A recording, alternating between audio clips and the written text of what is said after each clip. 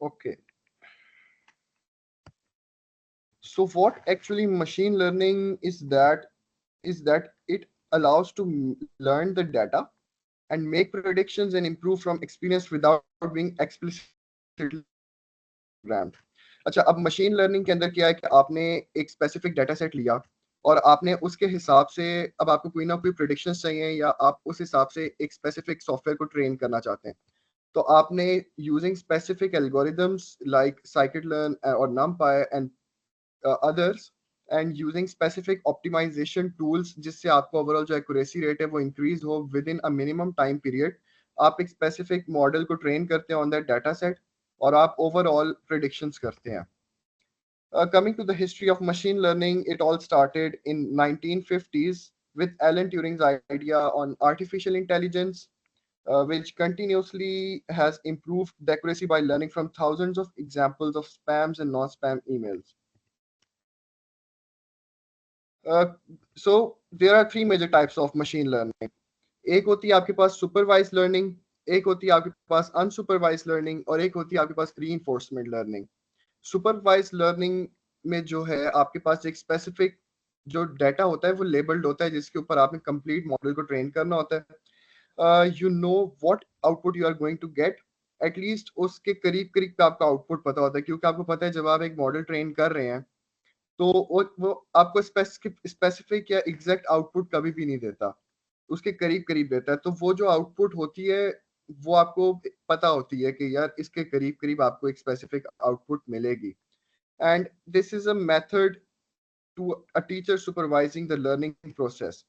On the other hand, what is unsupervised learning is that it has an unlabeled data and it aims to find the hidden patterns or structures. इसके अंदर आपको कोई output नहीं पता होता, आपने अपनी ओन प्रिडिक्शंस करनी होती हैं कि अब ये स्पेसिफिक डाटा सेट है और आपने ये रिक्वायर्ड है आपको सिस्टम, तो आप उस हिसाब से अपनी मॉडल को ट्रेन करके क्या क्या प्रिडिक्शंस उस पर कर सकते हैं। This is what actually unsupervised learning is. Coming to the reinforcement learning, it is just interaction with the environment जिसमें आप एरर्स की बेसिस पर ओवरऑल मॉडल को ट्रेन करते हैं। आपने एक मॉडल को ट्रेन किया, उसमें एरर्स आए, आप उन एरर्स को कम करते जाएं, कम करते जाएं, कम करते जाएं, तो वो रीइंफोर्समेंट लर्निंग होती है। जैसे कि इसके नाम से हमें पता चलता है कि रीइंफोर्समेंट लर्निंग क्या होती है, कि आपने उसको कंटिन्यूसली इवॉल्व किया अपने सिस्टम को on the basis of reduction of errors, ताकि आपका जो ओवरऑल आउटपुट हो वो एक मैक्सिमम प्रिडिक्शन कर सके और जो कि आपको रिक्वायर्ड हो उसके हिसाब से सिस्टम अपने आप को अडेप्ट कर सके। Then comes some applications in the healthcare, in which there is predictive analysis and the personalized treatment. आजकल जो ओवरऑल आपका जो पूरा जैसे दुनिया है वो इवॉल्व हो रही है, वो प्रिडिक्शंस की बेसिस पर आ रहे हैं। आपके जो ओवरऑल मॉडल्स हैं वो इवॉल्व हो रहे हैं। आपकी जितनी मेडिकल सेंटर्स हैं, आपके जितने ऑटोनोमस व्हीकल्स हैं, वो सारे के सारे प्रिडिक्शंस की बेसिस पर इवॉल्व होते हैं। अब आपकी जो हेल्थ केयर आती है, हेल्थ केयर के अंदर आपने मशीन लर्निंग के थ्रू आपने क्या किया, एक डिजीज आउटब्रेक हुआ है और पेशेंट आउटकम्स के थ्रू आपने एक स्पेसिफिक डाटा सेट लेना है। उस डाटा सेट की बेसिस पर आपने स्प्रेड को चेक किया कि यार इस एक स्पेसिफिक एज के जो लोग हैं इनमें ज्यादा एक डिजीज फैल रहा है और उस एज के अंदर क्या क्या फैक्टर्स हैं। उन फैक्टर्स की बेसिस पर आप एक स्पेसिफिक मॉडल ट्रेन करके आप प्रिडिक्शंस कर सकते हैं कि यार फ्यूचर प्रिडिक्शंस के अंदर आपको क्या क्या नेसेसरी मेजर्स, प्रिकॉशनरी मेजर्स आपको लेने चाहिए ताकि उस डिजीज को रोका जाए। इसके अलावा पर्सनलाइज ट्रीटमेंट्स के अंदर भी एक स्पेसिफिक, अच्छा इसके अंदर जो आपका डाटा सेट होता है वो होता है आपका ओवरऑल जो पेशेंट की हिस्ट्री होती है, कि पेशेंट की हिस्ट्री की बेसिस पर उसका फ्यूचर के अंदर रिकमेंडेशंस की जाती हैं कि अब एक पेशेंट कार्डियक पेशेंट है, उसको हार्ट का इशू है, उसको ब्लड प्रेशर है, उसको शुगर है, तो आप उसके ऊपर एक ऐसा ट्रीटमेंट नहीं कर सकते जो कि उन स्पेसिफिक प्रॉब्लम्स के मतलब खिलाफ हो या वो और ज़्यादा उसको सिवियर करे। तो मशीन लर्निंग भी उसी बेसिस पर करती है कि आपने प्रीवियस आउटकम्स को देखना होता है और उसकी बेसिस पर आपने ओवरऑल प्रिडिक्शंस करनी है, तो ताकि वो हर किसी के लिए फिजिबल रहे। Then coming to the finance, there comes the fraud detection, in which the banks use machine learning to analyze transaction patterns and identify anomalies indicative of fraudulent activities. कि क्या क्या आपके पास एरर्स पीछे रहे हैं फाइनेंशियल ट्रांजैक्शंस के अंदर, customer data कितना इफेक्टिव था, पहले कितनी ट्रांजैक्शंस हुई, एक साल के अंदर क्या रिकॉर्ड रहा, पिछले 20 साल के अंदर क्या रिकॉर्ड रहा, आपने उसके हिसाब से एल्गोरिदम्स लगाने हैं, ऑप्टिमाइजेशन टूल्स लगाने हैं, जिसमें से कुछ आपके पास बैच ग्रेडियंट डिसेंट हो गया, डिफरेंट ग्रेडियंट डिसेंट्स आपके पास एज एन ऑप्टिमाइजेशन टूल्स आते हैं, जो कि ज़्यादा कॉमनली यूज हो रहे हैं इस टाइम पर इंडस्ट्री के अंदर, ताकि आप ओवरऑल सिस्टम को ऑप्टिमाइज कर सकें. We are going to skip this. Yes. So the major machine learning is in entertainment. कि आप यूज करते हैं नेटफ्लिक्स और स्पॉटिफाई, तो उसके पीछे क्या एल्गोरिथम्स ही चल रहे हैं ना, कि अब आपने एक दिन सर्च कोई ऐसी मतलब कार्टून आपने सर्च किया, अब आपकी जो रिकमेंडेशंस हैं उसके अंदर दूसरी हॉलीवुड मूवीज नहीं आएंगी, बॉलीवुड मूवीज नहीं आएंगी, उसके अंदर जो एल्गोरिदम उसके पीछे चल रहा है वो आपको वही सजेस्ट करेगा जो कि आप पहले व्यू कर रहे हैं, या आपके जो पिछली लिसनिंग हैबिट्स हैं, ताकि जो ओवरऑल यूजर जो है वो इंगेज रहे और ओवरऑल जो आपके पास जो एक्सपीरियंस है वो इन्हांस हो. अब एक यूजर है वो सर्च करेगा, वो अलग हेक्टिक रहता है उसके लिए, तो मशीन लर्निंग इस चीज में कैसे सपोर्ट करती है एक यूजर को कि वो उस उन्हीं चीजों को रिकमेंडेशंस के अंदर ले आती है जो कि यूजर फ्रेंडली हो और कम से कम टाइम के अंदर उसको हर चीज मिल जाए. Now coming to the technical process, machine learning के अंदर आपके पास मेजर 3 प्रोसेसेस होते हैं. एक आपके पास डाटा कलेक्शन होती है, डाटा प्री प्रोसेसिंग होती है, and that then the model deployment. Data collection के अंदर अगर हम आते हैं तो ये आपका फर्स्ट स्टेप है मशीन लर्निंग के अंदर. इसके अंदर आपके पास दो किस्म के होते हैं डाटा, एक क्लीन डाटा होता है, एक अनक्लीन डाटा होता है. जब आपके पास क्लीन डाटा है, क्लीन डाटा में आपने सिंपल आपने एक स्पेसिफिक स्केल्स के अंदर आपने ओवरऑल में डाटा सेट को डिवाइड किया, आपको जो जितनी आपको टेस्टिंग रिक्वायर्ड है आपने उस हिसाब से अपने डाटा को स्प्लिट किया, जितनी आपको ट्रेनिंग रिक्वायर्ड है आपने उस हिसाब से स्प्लिट किया. ऑन एवरेज जो आपका ओवरऑल ट्रेनिंग होती है वो आपके 70% डाटा के ऊपर होती है, और जो ओवरऑल टेस्टिंग के लिए हम 30% डाटा रखते हैं, ताकि टेस्टिंग के लिए भी हमने ज़्यादा से ज़्यादा डाटा रखना होता है ताकि ओवरऑल जो है एक ज़्यादा क्लीन और बेटर प्रिडिक्शंस आपको पता चल सके. उसके बाद आपके पास जो डाटा कलेक्शन की सोर्सेज हैं उसके अंदर आपके पास डिफरेंट डाटाबेसेस आती हैं, एपीआईज आते हैं और वेब स्क्रैपिंग आती है. Then comes the data pre processing. Data pre processing के अंदर ही हमने सारा कुछ डाटा क्लीनिंग करनी है, मिसिंग वैल्यूज हो गई, क्योंकि एक जो अनक्लीन डाटा है उसके अंदर you have different null values, you have empty values, जिसको आपने कंप्लीट करना होता है थ्रू डाटा क्लीनिंग, और जो कि एक डाटा एनालिस्ट का काम होता है. उसके अलावा आपने ओवरऑल नॉर्मलाइजेशन करनी होती है विद इन अ 0-1 ग्रिड, और आपने ट्रांसफॉर्म भी करना होता है into a more usable format, क्योंकि समटाइम्स जो फॉर्मेट आपको रिक्वायर्ड होता है उस फॉर्मेट के अंदर आपका डाटा नहीं अवेलेबल होता ड्यू टू अनक्लीन डाटा, तो आपने उसको अपने स्पेसिफिक रिक्वायरमेंट के हिसाब से ट्रांसफॉर्म भी करना होता है. Then comes the 3 processes in which first you train the model. इसमें आपने सिंपल ट्रेन करना है मॉडल को on the basis of your requirement. आपने करना है इसके select an appropriate algorithm, use a specific optimization tool and train the model to learn patterns from the data.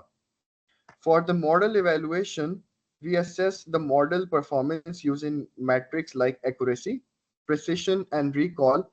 इसमें आप सब अभी यूनिवर्सिटी स्टूडेंट्स हैं, आप लोगों ने प्रोबेबिलिटी और स्टैट्स का किया होगा, उसके अंदर आपने पी वैल्यूज, जी वैल्यूज और टी वैल्यूज, ये सारी जो होती हैं ये एक स्पेसिफिक मॉडल की वैल्यूएशन के लिए होती हैं कि कितना बेहतर आपका मॉडल जो है वो प्रिडिक्शंस कर रहा है, कितनी अच्छी उसकी परफॉर्मेंस है.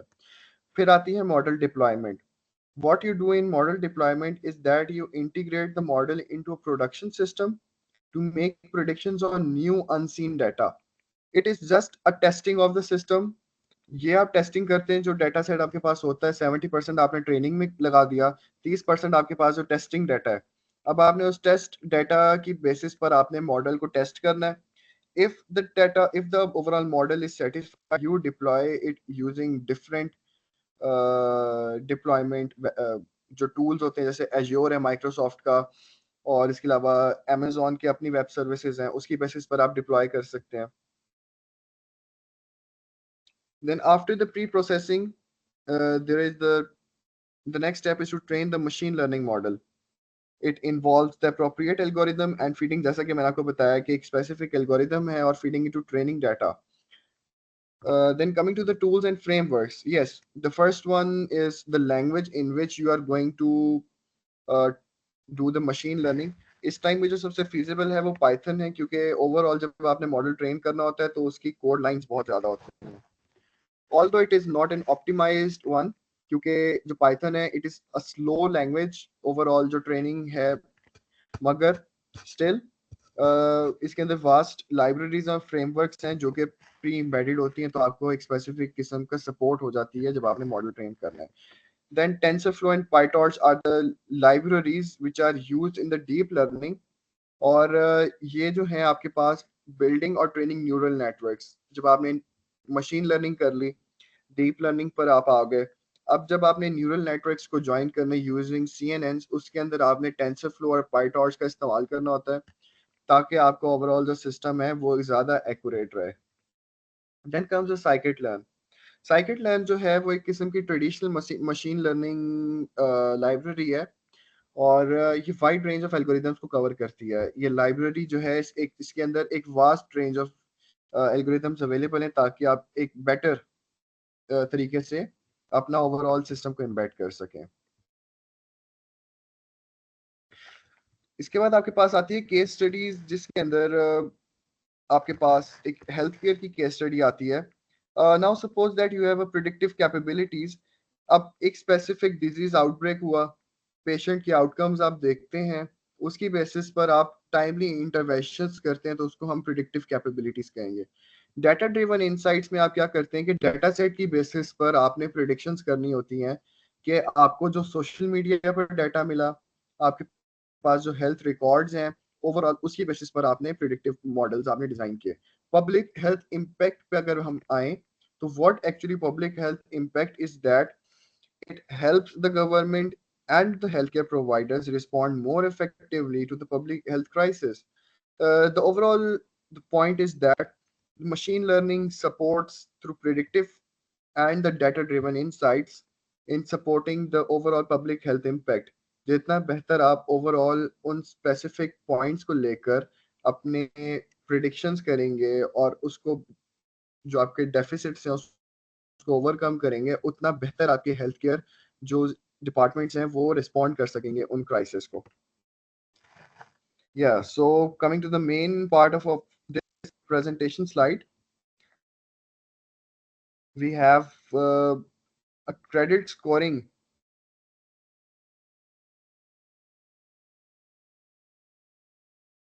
अच्छा, इसके अंदर जो है ये क्लासिकल एग्जांपल है जो कि मेन वर्क कर रही होती है सुपरवाइज लर्निंग पे. अच्छा, मुझे आप में से कोई बताया कि सुपरवाइज लर्निंग का मैंने क्या बताया था आप लोगों को? कोई भी एक बंदा बता दे.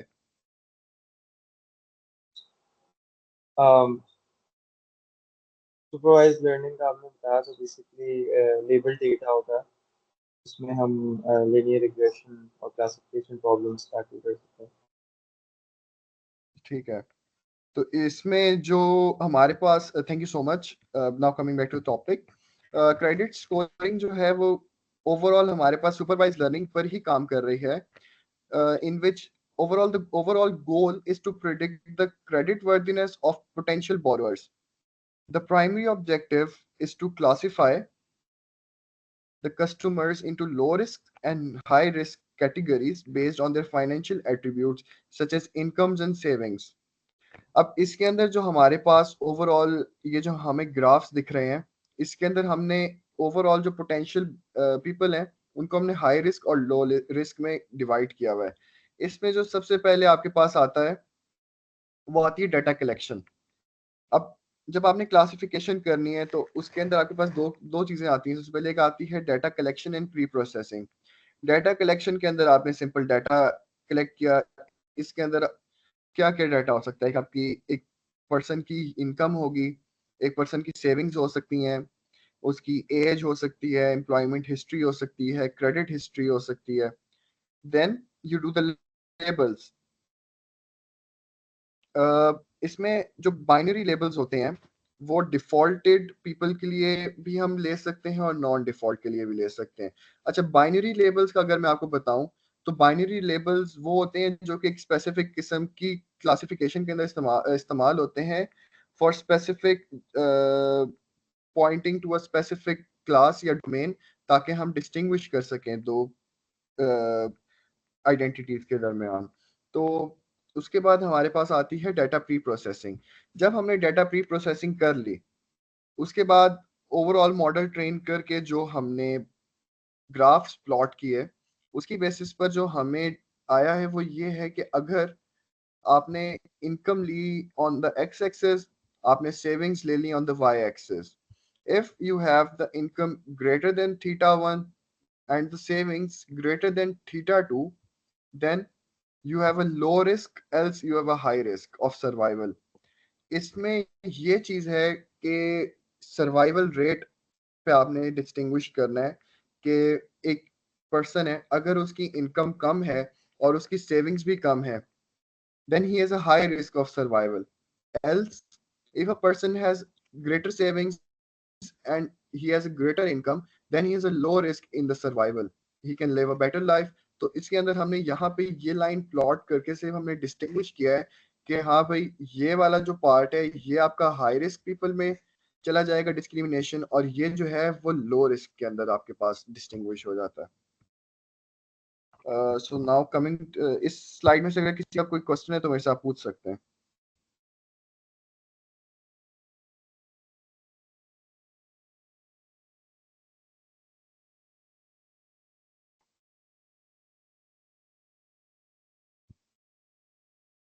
पूछ लें जिसने पूछना है, फिर मैं नेक्स्ट स्लाइड पे चलूँ। स्लाइड नंबर 10 पे जो एक्सप्लेनेशन दी थी आपने, वो एक दफा दोबारा दे दे। स्लाइड 10, ये वाली। जी, मॉडल इवेल्युएशन के बारे में थोड़ा सा मजीद बताएं। अच्छा, मॉडल इवैल्यूएशन जो होता है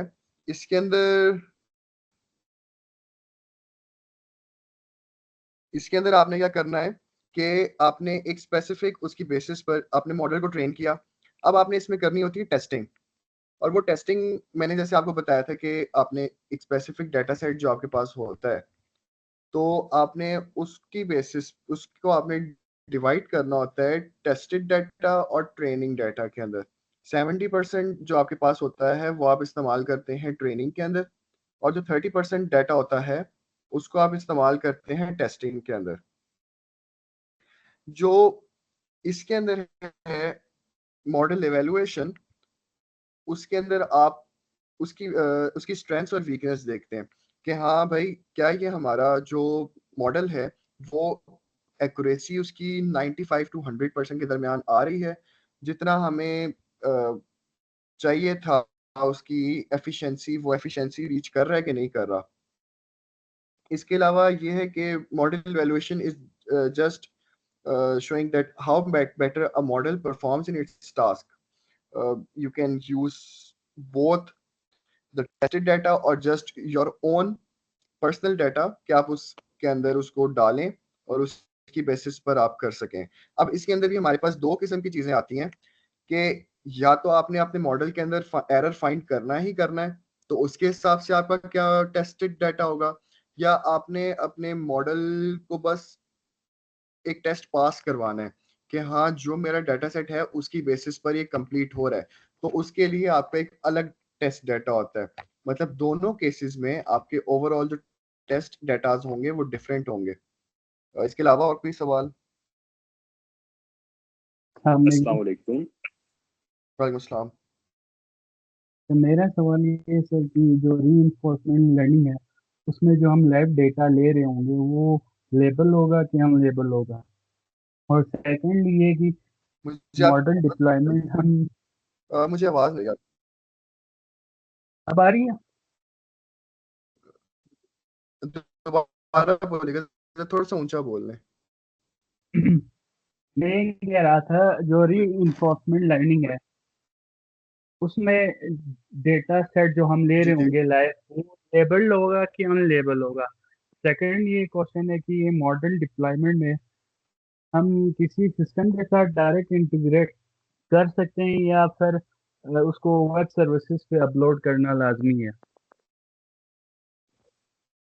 अच्छा, जो आपका फर्स्ट क्वेश्चन है वो मुझे समझ लग गया था, मुझे दूसरे की आवाज फिर नहीं आई। पहला जो आपका सवाल है कि रीइंफोर्समेंट लर्निंग डाटा सेट्स जो होते हैं वो टिपिकली लेबल्ड नहीं होते। जैसा कि हमने सुपरवाइज लर्निंग में कहा था कि आपके जो डाटा सेट्स होते हैं वो लेबल। जो रीइंफोर्समेंट लर्निंग है वो उसके अंदर जो डाटा कलेक्टेड होता है वो सीक्वेंस ऑफ स्टेट्स और एक्शंस और जो नेक्स्ट स्टेट्स होती हैं उन सबका कम्बिनेशन एक किस्म का होता है। ठीक है, जो आपके डाटा सेट्स होंगे उसके अंदर स्टेट्स, क्या क्या चीजें होती हैं, स्टेट्स होती हैं, एक्शंस होते हैं, रिवॉर्ड्स होती हैं, ये चीजें आपके पास और भी दो तीन चीजें होती हैं। ठीक है, अब जो आपके पास, अगर मैं आपको थोड़ा सा और एक्सप्लेन कर दूं कि मतलब ये होता ही क्या है, तो जो आपके पास स्टेट्स है ना वो एक्चुअली होती है representation of environment at a particular time. कि जब आपने एक मॉडल को ट्रेन कर रहे हैं ना, तो वो एक स्पेसिफिक जब पॉइंट पे पहुंच रहा है तो उस टाइम पर उसकी क्या स्टेट है। Then comes the actions.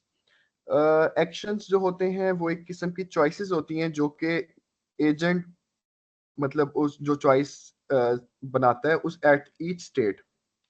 Rewards क्या होते हैं? रिवॉर्ड्स होते हैं एक स्केलर फीडबैक आप कह सकते हैं उसको, which is received from the environment after taking an action.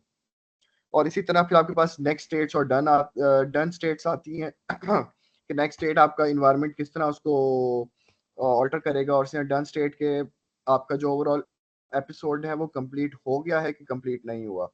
तो yes, it can be labelled और नॉट लेबल्ड।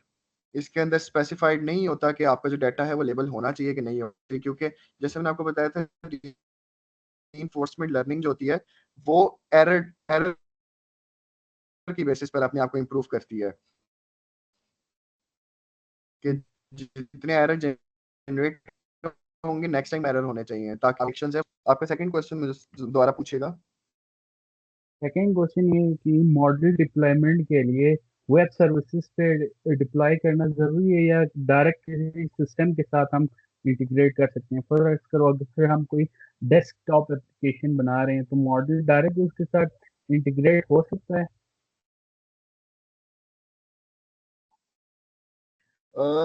इसके अंदर हम जो ज्यादा कहते हैं ना, जो प्रेफर करते हैं वो ये प्रेफर करते हैं कि आपका जो ओवरऑल मॉडल है ना वो वेब सर्विसेज के ऊपर ही डिप्लॉय होना चाहिए। उसकी क्या रीजन है? एक तो ज्यादा आपके पास इंटैक्ट रहता है सिस्टम ओवरऑल। ठीक है, इसके अलावा जो आपके पास एक किस्म की कह सकते हैं कि जो डिप्लॉयमेंट है वो वेब सर्विसेज के ऊपर इजी होती है as compare to that. You have different command lines to embed if you do it simply, but using the web services it is quite simple क्योंकि अब जो वेब सर्विसेज हैं इस टाइम पर आ गई हुई हैं, उन्होंने deployment overall so why going to that hard side if you have a lighter. Any other question?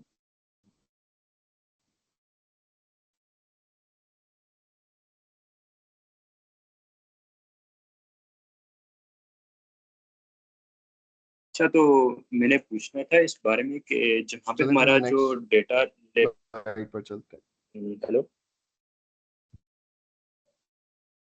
जी जी, पूछे पूछे। अच्छा, राणा भाई, मैंने पूछना था कि जो हमारा डेटा लेबलिंग है उसमें हम स्ट्रिंग डेटा लेंगे या हमारा कोई इंटीजर डेटा होगा। लाइक मॉडल क्या ले सकते हैं स्ट्रिंग डेटा? फर्ज करें हमारे पास लेबलिंग है कि नमूनिया है या नमूनिया नहीं है, तो what will be the. Words miss हो गए। जी, दोबारा रिपीट करिए। वर्ड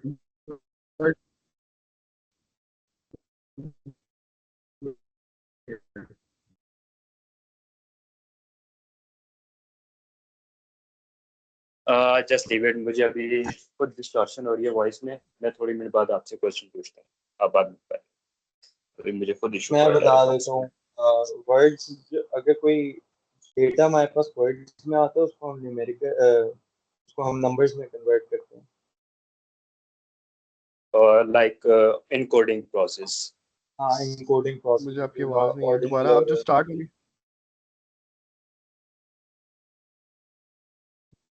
दोबारा से आप जरा पूछ सकते हैं। राना भाई पूछ रहा था कि आप ना अगर हम डेटा लेते हैं मुझे तो आपकी आवाज उसकी जो नहीं, लेबलिंग है उसमें हम चले सही आवाज आ रही है या कभी नहीं? चलिए ठीक है, थैंक यू। जी आ रही, जो बहुत अच्छी आंसर हो गया तरीके से वो आ रही है। सॉल्व हो गया, 6 साल हो गए, नो वरीज। वो कैसा रहा?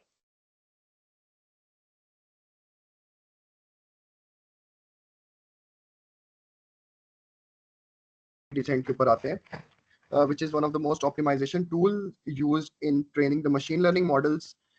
ये जो है ओवरऑल आपके पास जो प्रिडिक्शंस सर है आपकी और आवाज एक्चुअल काफी आउटकम है लैग हुई। उसके अंदर एरर को अब आ रही है आवाज आपको?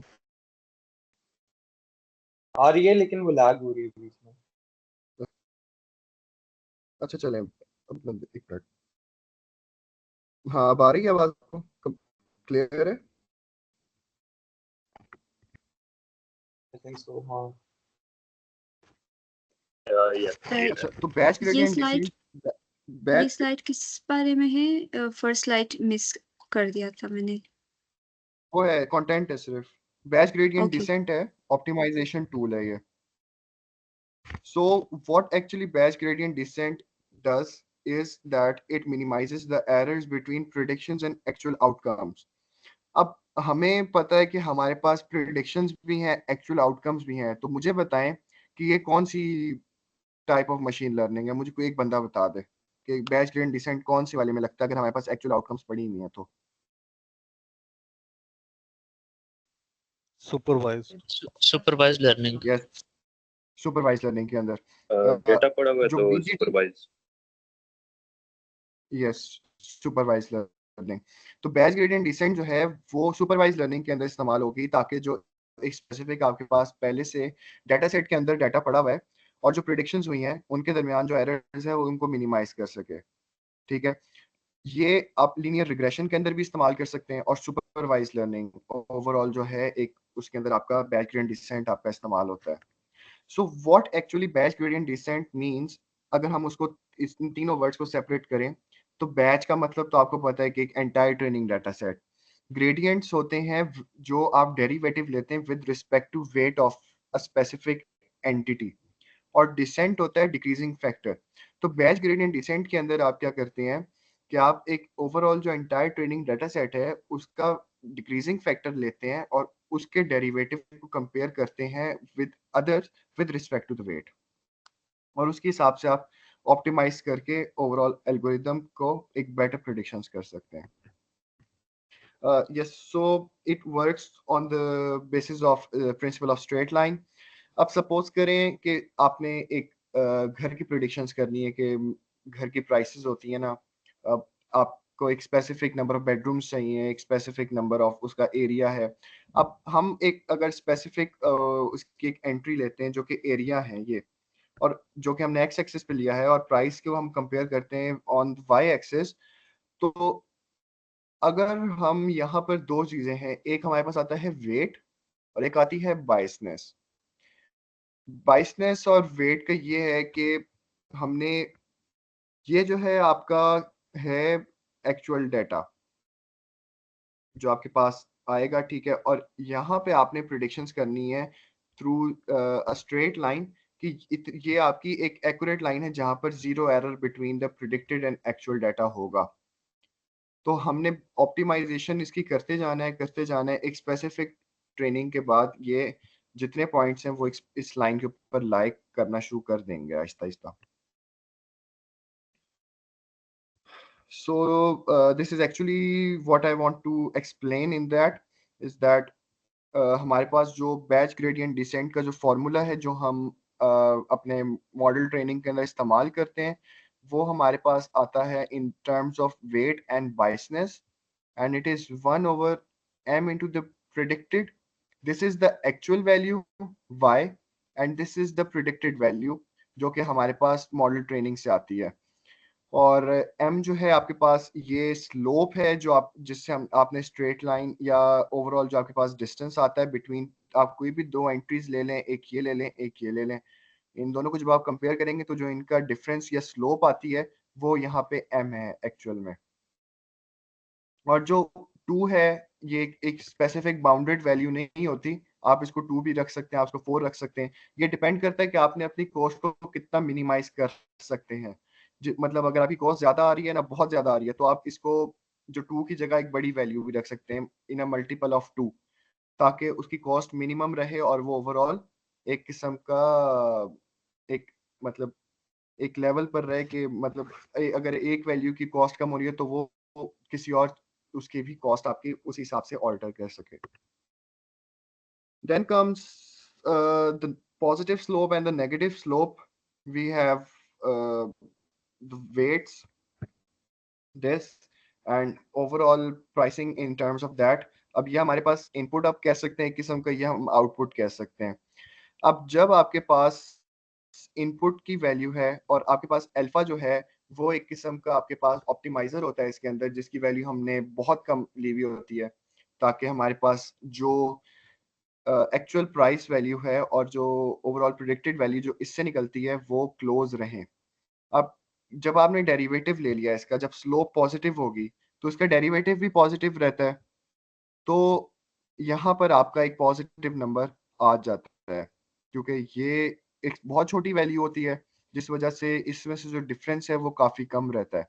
इसी तरह जब आपके पास एक नेगेटिव स्लोप आती है कि आपने लेफ्ट साइड पर कोई एंटिटी ली है, तो उसकी जो डायरेक्शन होगी वो यहाँ ऊपर से नीचे की तरफ होगी, और जो ये पॉइंट होगा ये द मोस्ट ऑप्टिमाइज्ड वन होगा जहां पर सबसे मिनिमम कॉस्ट होगी।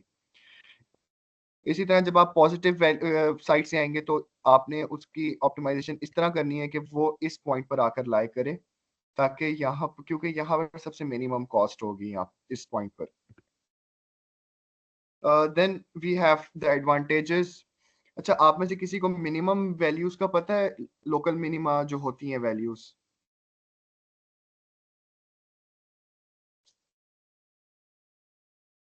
चले मैं बता देता हूँ। यस, लोकल मिनिमा और क्या?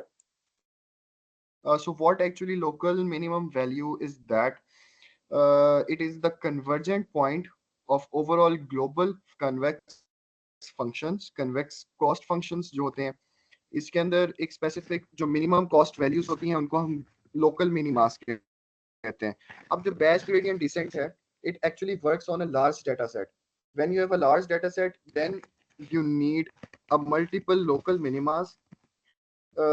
Suppose that you have this overall area, then you have this overall area, and then you have this overall area. You can see that overall the point is declining to this point, this is coming to this point, and this overall area has the minimum this point. So considering these 3 points, these are the 1, 2, and 3 local minimas, and when considering the overall data set and on the basis of that weight and biasness, this is the global minima. So what actually local minima is, that it is of the local values of the data set, whereas the global minima is the minimum value or the minimum cost of overall data set. तो मैंने एक example के लिए और आप लोगों को समझाने के लिए एक डाटा सेट लिया था, जिसमें से जो मैंने वैल्यूज ली हैं वो एक प्राइस है, बेडरूम लिए है मैंने, बाथरूम के नंबर लिए, square feet living, square feet lots and number of floors, ताकि हम ओवरऑल प्राइस को कैलकुलेट कर सकें। So yes, we have got here the libraries pandas, numpy, matplotlib for this graph plotting, and scikit-learn for overall model training. So we extracted the relevant columns like bedrooms, bathrooms, square feet living, square feet lot, and floors, and what we are going to predict comes in the y corner of that, which is the price. Through the standard scalar and fit transformation, we preprocess the data. अच्छा, अगर मैं अब इसको divide करूं जो हमने पहले machine learning की स्लाइड के अंदर पढ़े थे स्टेप्स, तो ये आपके पास है एक्सट्रैक्शन ऑफ डाटा, ये है आपके पास डाटा प्री प्रोसेसिंग, और ये आपके पास आती हैं कंप्लीट जो आपके पास अपने मॉडल को करना है ट्रेन। ठीक है, यहाँ पर आपके पास जो ओवरऑल आती हैं।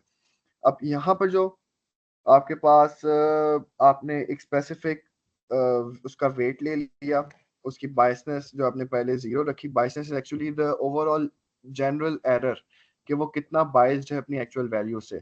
To make it reduce to a specific minimum value, तो हमने बायसनेस को जीरो रखा, क्योंकि बायसनेस आहिस्ता आहिस्ता इंक्रीज करती जाएगी जब आप एक लार्ज डाटा सेट के ऊपर अपना मॉडल ट्रेन करते हैं।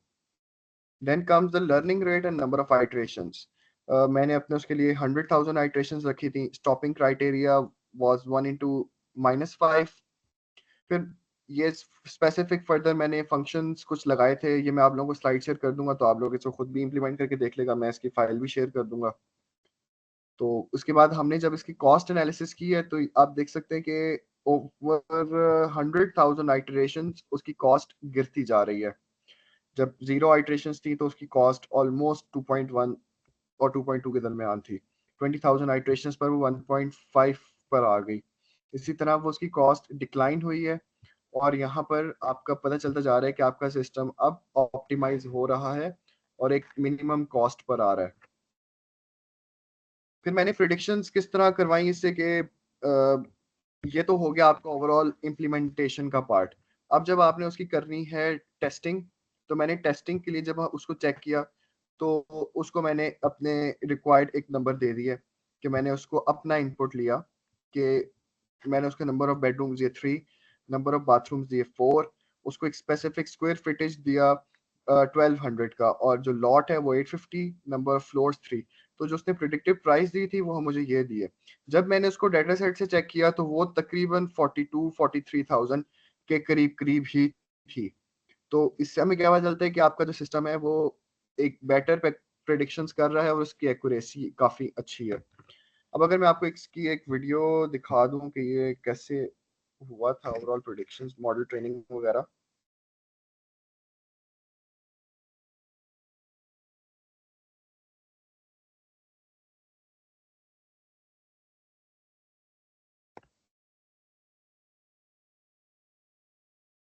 ये हमारे पास इसका ग्राफ आ गया, कॉस्ट एनालिसिस आफ्टर 50,000 आइटरेशंस। और अब अगर हम करते हैं, नंबर ऑफ बेडरूम्स मैंने 3 दे दिए, इसमें number of bathrooms 1, square feet 850, square feet of lot हमारे पास आ गया था 110, नंबर ऑफ फ्लोर्स 1।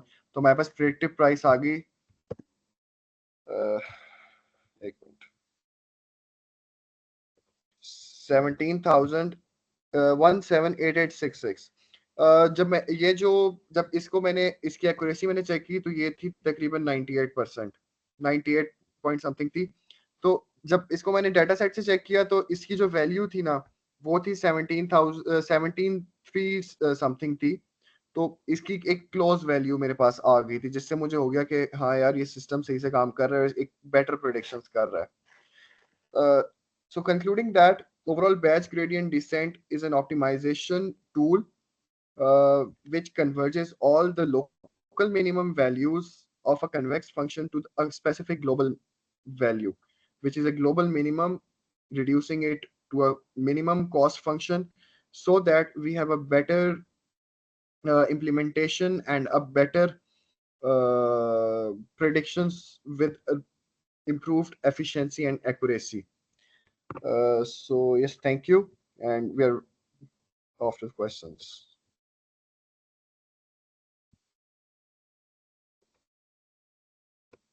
Questions आप लोग कर सकते हैं।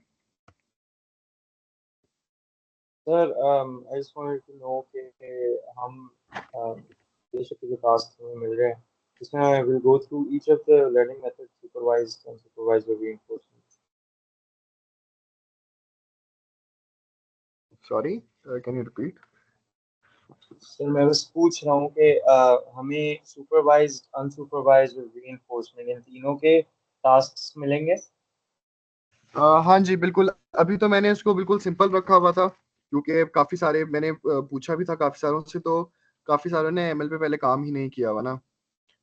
तो इस जी जी वजह जी। से मैंने अभी बिल्कुल सिंपल रखा हुआ है उसको। अभी तो पाइथन के ऊपर ही है, हम सिर्फ हाँ सिंपल अभी तो डाटा सेट से सिंपल ही। रीड कर सिंपल उसको डाटा सेट से रीड करना है, और उसके हिसाब से हमने बस उसकी पाइथन के थ्रू हमने कोडिंग कर देनी है। तो यस, हम उसको करेंगे। मैं आपको इसका भी बैच ग्रेडिएंट डिसेंट का भी अभी एक टास्क दूंगा, ये कोड भी मैं शेयर करूंगा। तो ये कि जिनको आता है, जो कि कर सकते हैं, बीजीडी का जिनको पता है वो खुद करें इसका कोड। अपना अपनी मर्जी का डाटा सेट लें, जितना बड़ा डाटा सेट लेना है डाटा सेट लें। इसकी मैं गूगल क्लासरूम के ऊपर भी खोल दूंगा, ठीक है।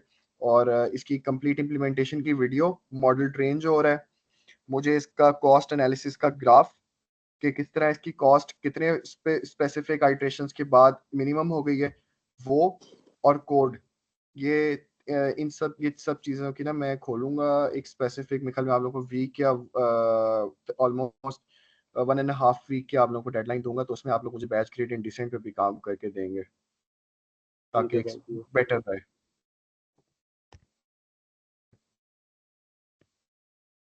और कोई क्वेश्चन है किसी का?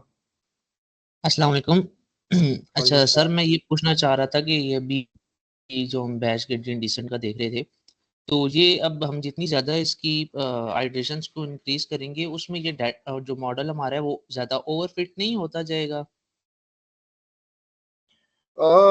आपको एक मिनिमम वैल्यू चाहिए होती है, जैसे अब आपने मिनिमम कॉस्ट जो है उसको मिनिमाइज करना है। तो इसमें जो आपके पास आता है कि जब आपने एक लार्ज वैल्यूज ले ली ना, लार्ज नंबर ऑफ वैल्यूज, तो उसने अपने एक स्पेसिफिक नंबर ऑफ आइटरेशंस के बाद ही आपको दे देनी होती है, ठीक है। हाँ, उसके अंदर वो ओवरफिटिंग हो सकती है, लेकिन हम उसकी रिप्लेसमेंट करते हैं with a specific overall improved algorithms, ठीक है। उसके अंदर हमारे पास क्या क्या चीजें आती हैं, एक हम उसके अंदर मतलब बूस्टिंग कर सकते हैं, ग्रेडियंट बूस्टिंग भी बैच ग्रेडियंट डिसेंट की एक टाइप है, ताकि हम उसका लर्निंग रेट को इंक्रीज कर सकें और उसकी अर्ली स्टॉपिंग हो सके। मतलब जहां उसकी कॉस्ट उसकी मिनिमम हो गई, वहां पर उसकी स्टॉपिंग हो जाए, मतलब उसके बाद वो अपनी जो ट्रेनिंग है उसको कंटिन्यू ना रखे, बल्कि जब हमें एक स्पेसिफिक कॉस्ट उसकी मिनिमाइज मिल गई, तो वो वहीं तक चले, और बस वो हमें वो कॉस्ट दे दे, उसके हिसाब से हम अपनी ओवरऑल एक्यूरेसी को मैयर कर सकें। सही, थैंक यू सर।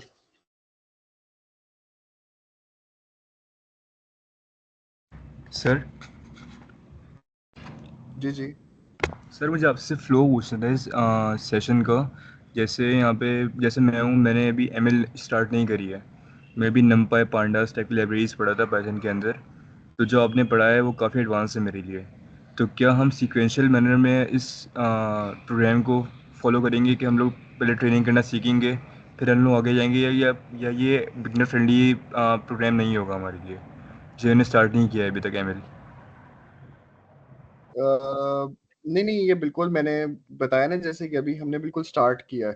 मैंने इस वजह से बिल्कुल इस बेसिक से स्टार्ट करवाया है, क्योंकि काफ़ी सारों ने अभी एमएल पे काम ही नहीं किया हुआ ना। तो ये कि पाइथन के आप जब कोड करेंगे आपको समझ लग जाएगी। उसके बाद मैं आप लोगों को भी कुछ वीडियोस भी शेयर कर दूंगा कि मॉडल ट्रेन करते कैसे हैं। जब वो मॉडल ट्रेन आप करना सीख लेंगे, फिर आपको एक स्पेसिफिक मैं छोटा सा डाटा सेट दूंगा, उस पर आपको मैं कहूंगा कि मुझे मॉडल ट्रेन करके दो। उसकी बेसिस पे हम स्टेप बाय स्टेप ही चलेंगे। वो फिर मुझे पता है, अंदाजा है इस बात का कि बहुत मतलब मसला होगा, तो इस वजह से हम उसको फिर स्टेप बाय स्टेप ही लेके चलेंगे, no problem. Okay sir, thank you. और किसी का कोई सवाल?